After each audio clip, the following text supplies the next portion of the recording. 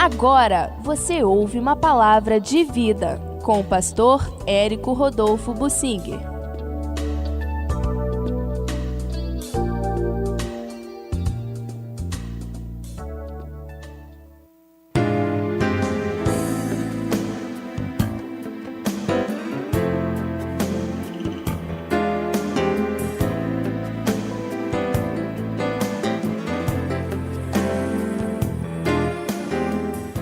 Sabedoria é ouvir os sábios.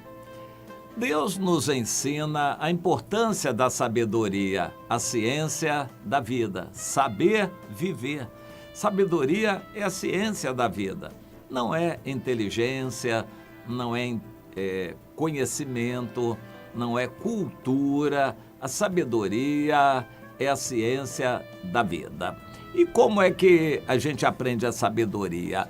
O Jó questiona isso, e no capítulo 28, ele vai falando sobre as minas de minerais que os homens descobrem e ficam cavando túneis na terra à procura dos minerais.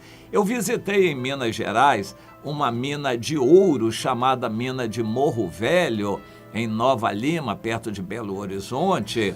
A mina já tinha mais de 3.000 quilômetros, 3.000 metros de profundidade, mais de 3 quilômetros. E lá embaixo era muito quente, a temperatura era altíssima. A pessoa ficar normalmente lá embaixo morria. Mas eles injetavam em grandes tubulões uma quantidade grande de ar condicionado, ar bastante resfriado, para chegar lá embaixo e ainda manter a temperatura por volta de 50 graus para a pessoa trabalhar lá embaixo. Uma mina de 3.000 metros de profundidade. O Jó já sabia disso na sua época. Para que a gente procura, cava um buraco tão fundo assim? Por que a gente cava um buraco tão fundo? Por que a gente procura tanta coisa lá embaixo? Bem, nessa mina eles procuravam ouro que estava impregnado nas rochas, então eles traziam rochas, pedaços de pedra, isso eu vi, chegando nos vagonetes, aqueles pedaços de pedra com pepitas de ouro ali misturadas. Então eles tinham que quebrar a pedra, ter todo um processo de extração daquele ouro. Os homens procuram o que lhes interessa e o Jó questiona, e a sabedoria? A gente vai procurar onde? Será que a gente vai ter que cavar buraco fundo? A gente vai ter que subir lá na lua? Será que a gente vai ter que fazer horas e horas e horas de meditação para a gente buscar a sabedoria? O Jó questiona.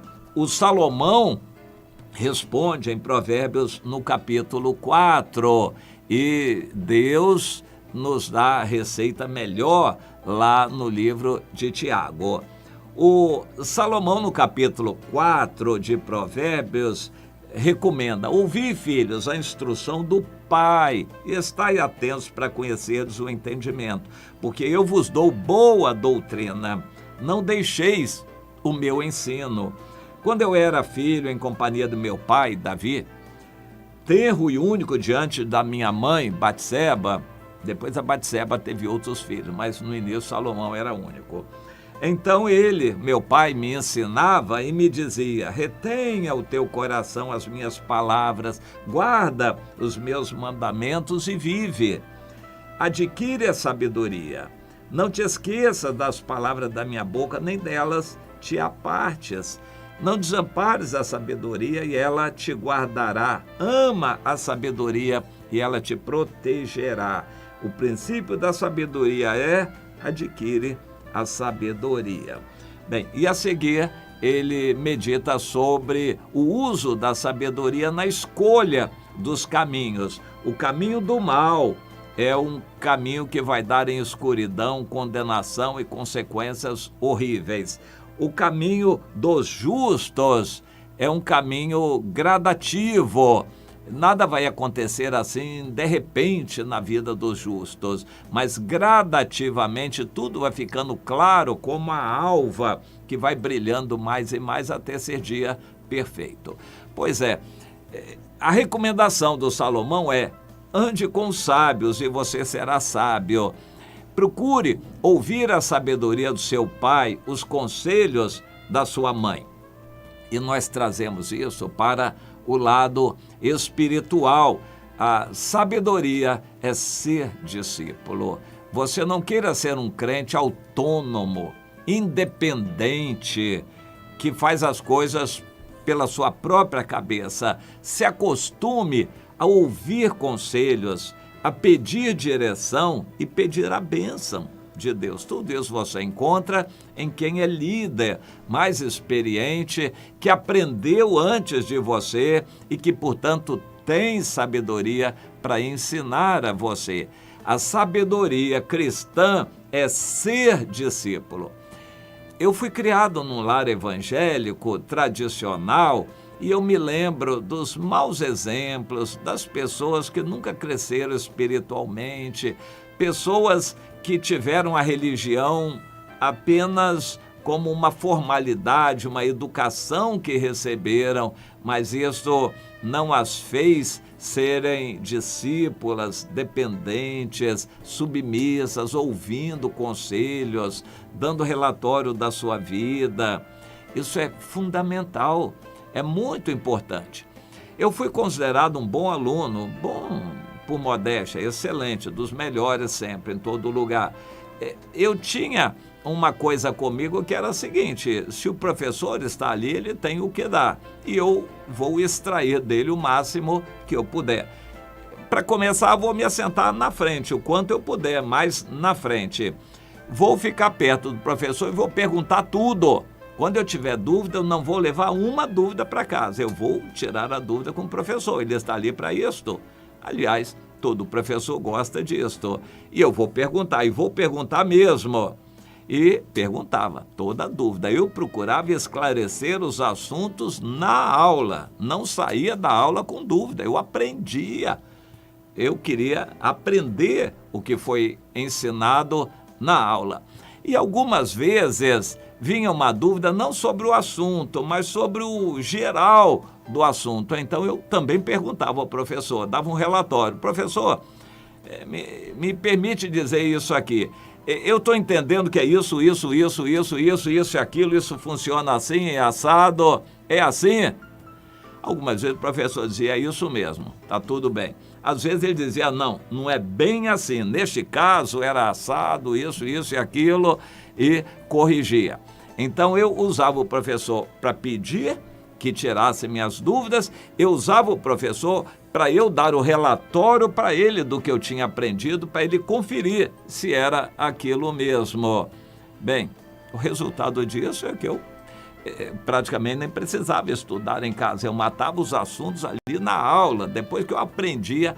Alguns assuntos eu não aprendia logo não, ficava martelando até ter certeza de que eu aprendi. A maioria dos alunos não é assim. Eles não perguntam nada, o professor pergunta: tá tudo bem, tá tudo claro, alguém tem dúvida? Não, ninguém tem dúvida. Ele vai para casa, claro que a dúvida aparece na hora da prova e a nota não é grande coisa. Minhas notas sempre foram excelentes notas. Eu sempre procurei aprender e ser submisso ao professor. Mesmo quando eu via, muitos casos acontecia, eu verificar que o professor estava titubeante, vacilante, que ele não tinha certeza ou que ele até lhe tinha falado uma coisa errada. Eu não humilhava o professor, não jogava o erro dele em cima dele, eu procurava ser submisso a cada professor que estava dando a aula. Isso eu creio que foi sabedoria de Deus e me fez um excelente aluno. A gente tem que aprender. Ninguém nasce sabendo. A sabedoria nos ensina a sermos humildes, a reconhecermos as limitações, reconhecermos as pessoas que estão na nossa frente para aprendermos com elas. Na vida cristã, há crentes que querem viver de qualquer jeito, mas o Senhor nos ensina a buscarmos ser discípulos. Se submeta a alguém, entregue sua vida assim em relatório para o seu líder conferir, para ver se você está bem.